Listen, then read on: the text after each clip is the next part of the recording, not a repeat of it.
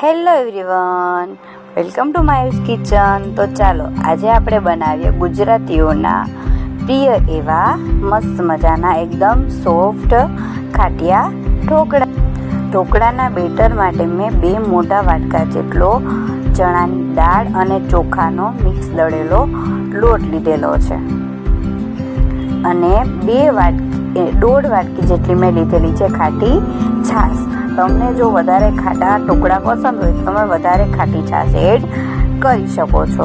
અને આપણે લેવાનું છે ઢોકળાના બેટર માટે 1/2 વાટકી જેટલું ગરમ પાણી.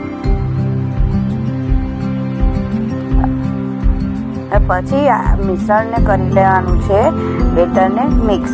અને હવે આપણે એમાં એડ કરીશું અડધી ચમચી જેટલો હળદર પાવડર, અડધી ચમચી જેટલું મીઠું અને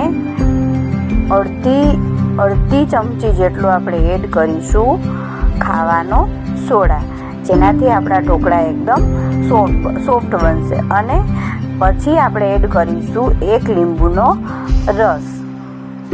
હવે મિશ્રણને કરી લેશું બરાબર મિક્સ.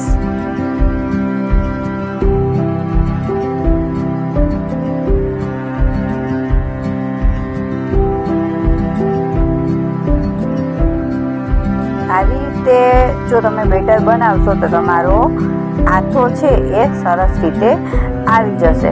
બીજું કોઈ પણ વસ્તુ બીજી આમાં એડ કરવાની નથી.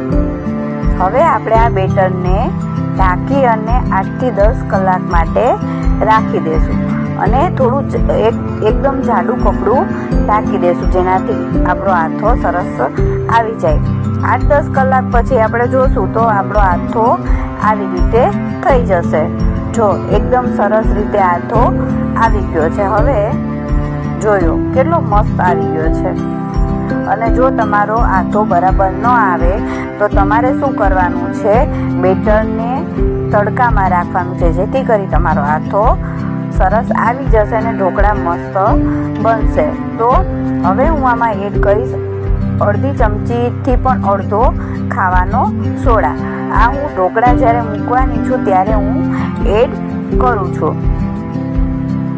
હવે આપણે ઢોકળિયાની પ્લેટમાં થોડું અમથું તેલ લગાવી લેશું અને ઢોકળાનું બેટર છે એમાં સેટ કરી દેશું.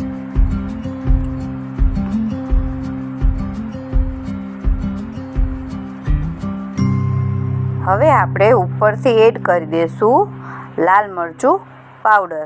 જો તમને ટેસ્ટ સારો લાગતો હોય તો તમે લસણવાળી ચટણી પણ એડ કરી શકો છો. અને બેટરની અંદર આદુ મરચાંની પેસ્ટ પણ એડ કરી શકો છો. આજે મારે લંચ બોક્સ માટે બનાવવાના હતા, એટલા માટે મેં એડ કર્યું નથી. આદુ મરચાંની પેસ્ટનો ટેસ્ટ બી બહુ મસ્ત આવે છે. હવે આપણે ઢોકળિયાને બંધ કરી અને 8 થી 10 મિનિટ માટે ઢોકળાને સ્ટીમ થવા મૂકી દઈશું.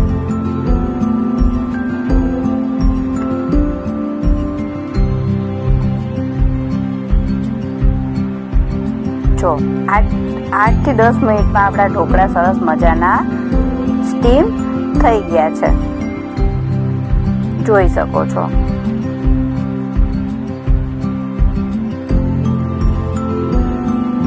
હવે આપણે ઢોકળામાં ઉપરથી થોડું અમથું સિંગ તેલ એડ કરીશું, એટલે એનો ટેસ્ટ ખાવામાં બહુ મસ્ત લાગે. અને જોડે આપણે સર્વ કરીશું લસણવાળી ચટણી. સિંગ તેલમાં લસણવાળી ચટણી એડ કરીને. તો તૈયાર છે સરસ મજાના Gujarati dhokla. Thanks for watching my video. મળીએ નેક્સ્ટ વિડીયોમાં.